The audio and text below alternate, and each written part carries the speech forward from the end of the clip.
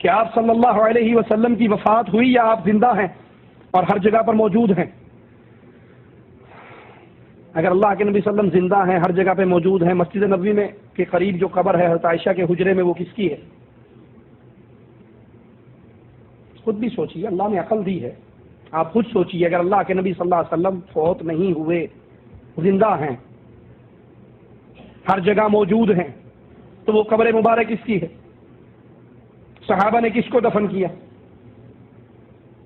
حضرت فاطمہ کس کے مرنے پر روئی؟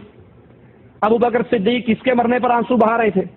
عمر فاروق کس کے مرنے پر کہہ رہے تھے جس نے کہا میرا نبی مر گیا میں گردن کاٹ دوں گا؟ بلال کس کے مرنے پر مدینہ چھوڑ کر گئے؟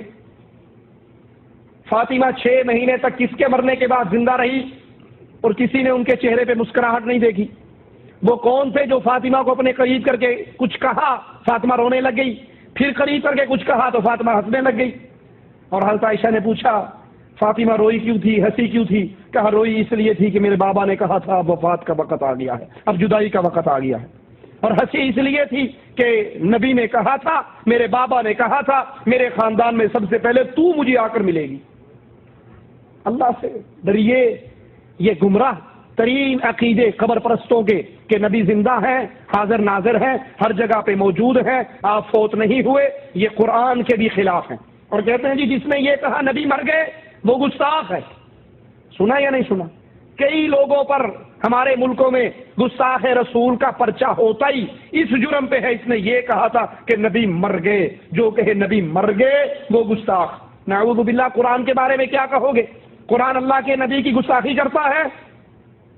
قرآن اعلان کر رہا ہے انک میت و انہم میتون، اے نبی آپ نے بھی مرنا ہے اور دنیا میں جو بھی آیا ہے وہ مرنے کے لیے آیا ہے۔ وما محمد الا رسول قد خلت من قبلہ الرسل افإن مات، محمد صلی اللہ علیہ وسلم گزرے ہوئے رسولوں کی طرح ایک رسول ہے۔